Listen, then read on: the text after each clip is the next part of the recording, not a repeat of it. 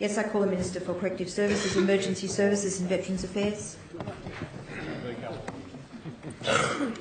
Madam Speaker, I'm sure we are all agreed that across the weekend we saw some unprecedented fire behaviour for this time of the year.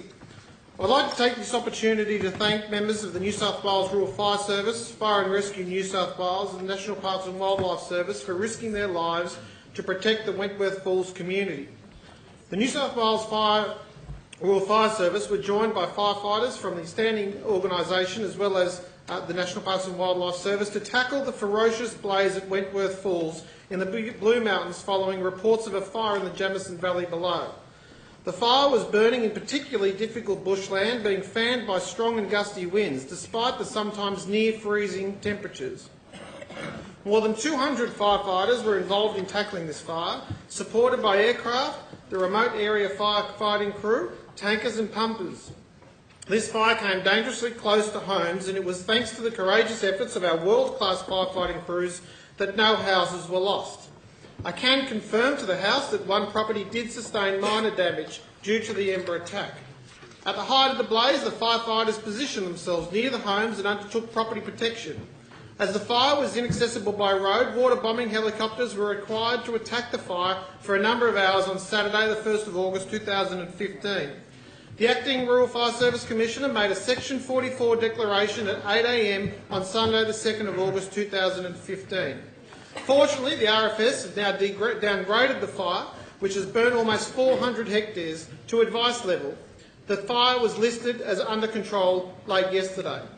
The majority of these firefighters are involved in fighting the devastating fires of 2013, some of whom have suffered property loss themselves. Their selflessness and bravery is truly outstanding. Madam Speaker, I had the pleasure of visiting firefighters yesterday in Wentworth Falls and passed on my thanks on behalf of the government for the great work that they are doing. Madam Speaker, it's easy to think about people in uniform as superheroes, but I was reminded yesterday when I was moving amongst the various firefighters, the volunteers, that they were actually there protecting their own homes. Never more has a selfless task been undertaken than somebody putting their life at risk to protect their community when their own home is potentially at risk. For a firefight of this intensity to take hold just 2 weeks after freezing conditions, it is a stark reminder that here in New South Wales we have some of the most bushfire-prone land in the world. The need to be prepared and vigilant at all times has never been more apparent. Indeed, as I said yesterday, natural disasters don't always come in seasons.